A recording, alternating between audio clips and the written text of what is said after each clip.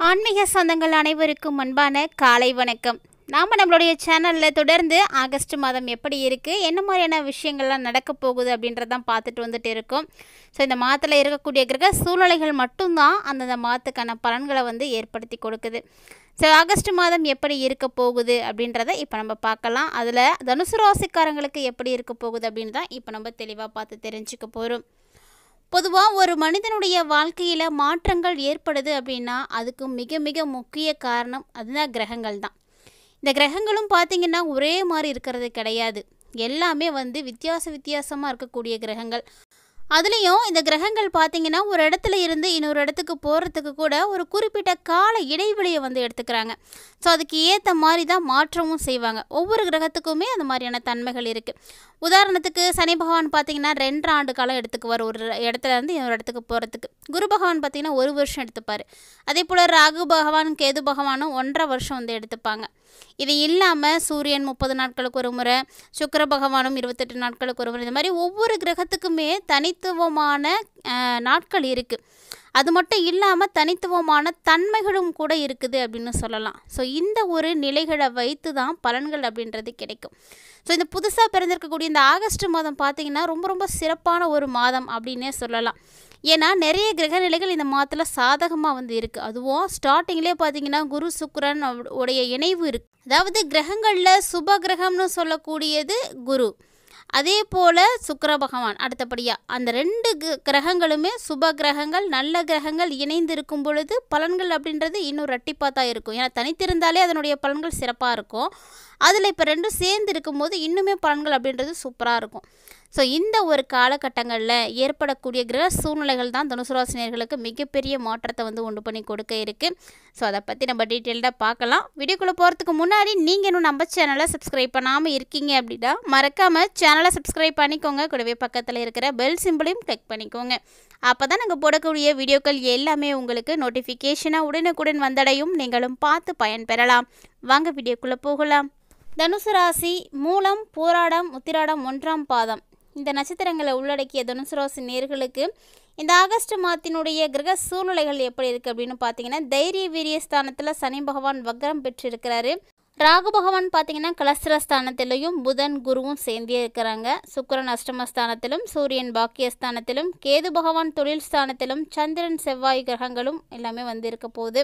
இந்த கிரகங்களின் தன்மைக்கு ஏற்ப தனுசு ராசிக்காரர்களுக்கு இந்த ஆகஸ்ட் மாதம் அமையப்போகுதுங்க.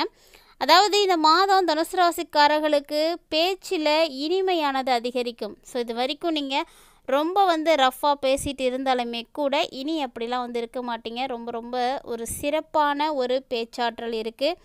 நீங்கள் பேசிய காரியத்தை சாதிக்க முடியும். அந்த அளவுக்கு உங்களுக்கு நல்ல ஒரு நேரம்.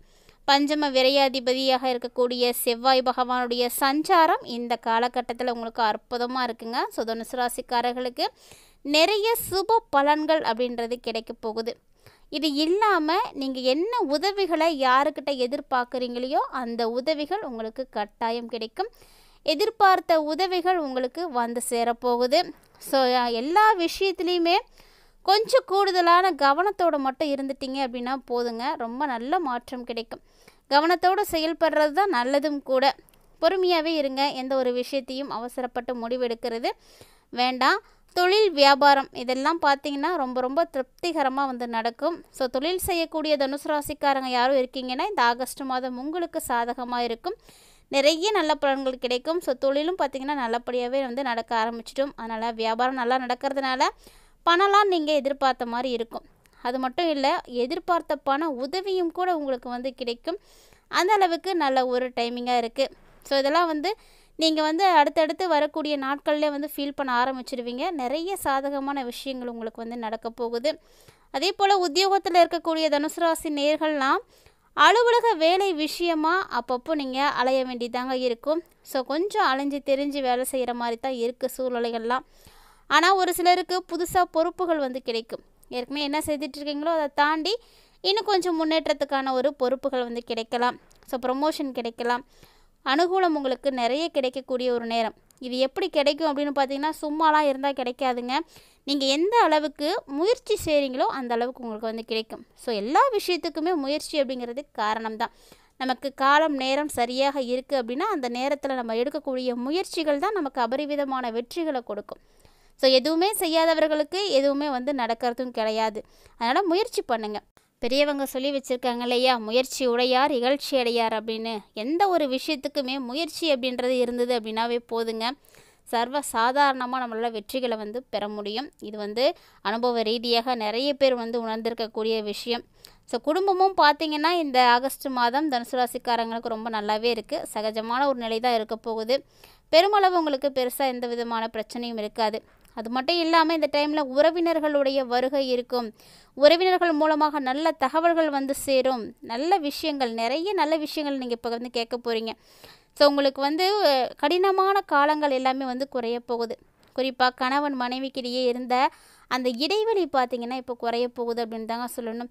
இடைவெளி குறையும் பொழுது நெருக்கங்கள் அதிகரிக்கும், அன்பு அதிகரிக்கும், ஒருவருடைய கருத்து பார்த்திங்கன்னா ஒருமித்த கருத்தாகும். ஸோ நிறைய நல்ல விஷயங்கள் உங்களுக்கு வந்து நடக்க ஆரம்பிக்க போகுது.